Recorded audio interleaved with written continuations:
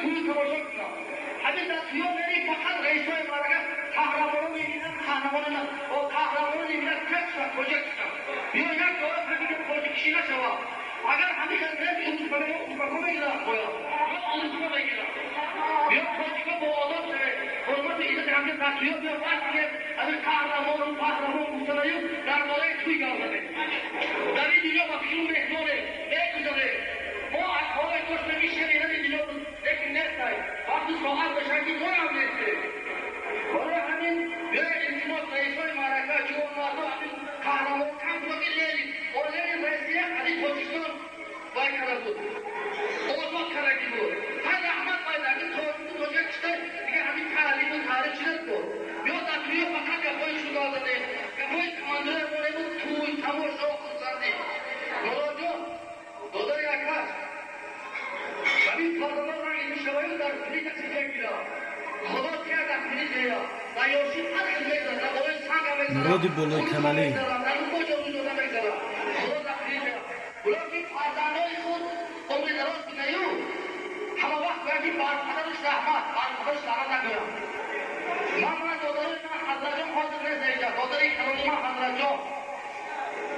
حکیم جان شیر جان محمد علی وزیر بحران شکر باهیر مراد همه دادرای من همیشه توی اشتراک دادن که حضرت جان موقعی ما سلام خطی من میخوام که همه وقت سر شما بلند باشم خیلی تمام اکرم کشتی در اومد مرکه و یک آرزوی دیگه میکنی مجلس مطلع افرش دیگه هیستوری چوزه اینا بیدن هفتاده دارم میره بدون هشتاده دارم رنگی بچه ها شد رنگی بچه ها هر کامل بره ابو سلام رو یک نفر دیگه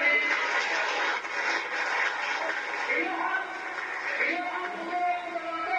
همه ایتای شکی در کنی شدی شما همین خستشتا همین که همین بازی کنی شراحت کنم آمین آم محمد همین کویده دارم بهترین کویده دارم رنگی شما شما در رنگی شما هر چی بگیرم لکن دیگه هستی پوچان قایبت رو برو گفتن نمیتونم ما دا آخر چی گفتنیم در اینجا برادرهای دوستکشانش نگیم حالا سلطان مراد اومدگی امانجان حفیظ کنی جمعیم امانجان جمعیم این کاغذ بگیردم یک قاز بگازنه ده مهمانوی O'zbekistoni